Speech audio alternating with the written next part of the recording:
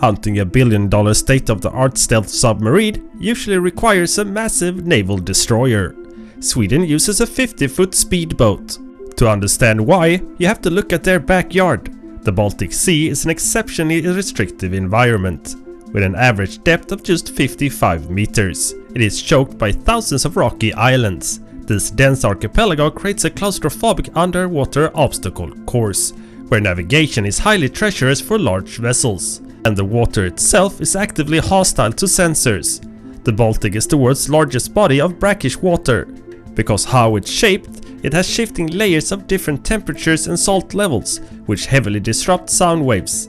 Defending 400,000 square kilometers of this acoustic soup against stealthy adversaries is a massive tactical problem.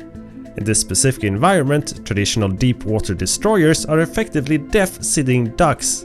Navigating these constraints requires a completely different scale of weaponry. Introduce the Saab Torped 47, engineered to solve the Baltic Sea's environmental problems. The specifications table shows it's incredibly compact, just 2.85 meters long and 340 kilograms. At the rear, a lithium battery electric pump jet allows it to creep silently at 10 knots. But once the target is confirmed, it can instantly sprint at speeds exceeding 40 knots to close the distance. The real advantage is the homing system located at the nose. It uses fully digital, active and passive sonar that functions much like a whale's echolocation, allowing the onboard computer to filter out rocky seabeds and shipwrecks to find the actual threat.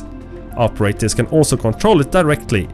The torpedo trails a thin, galvanic copper wire, acting as a two-way data link.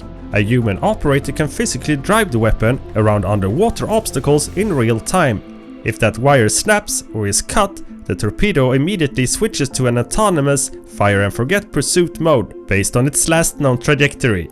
These tightly integrated systems result in a weapon smart enough to navigate an underwater obstacle course on its own, completely removing the need to rely on a massive warship's radar. The intelligence of the Torped 47 solves the acoustic problem, but the real tactical advantage comes from the platform used to launch it. Meet the Combat Boat 90. It is essentially a 23-ton assault boat used to quickly move troops around coastlines. In March of 2025, the Swedish Navy conducted live fire tests where they bolted a modular plug-and-play launch chute to the back of a CB-90. Because the torpedo is so compact, crews don't need a heavy built-in tube.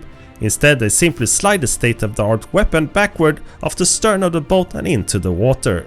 This launcher is so lightweight and self-contained that the engineers are now successfully testing it on completely unmanned surface vessels for remote operations.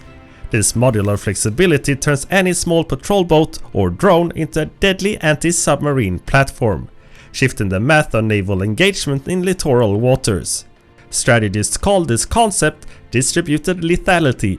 Instead of grouping firepower on a few large, easily trackable targets, a navy scatters its weapons across dozens of tiny, low-profile boats hiding within the fjords.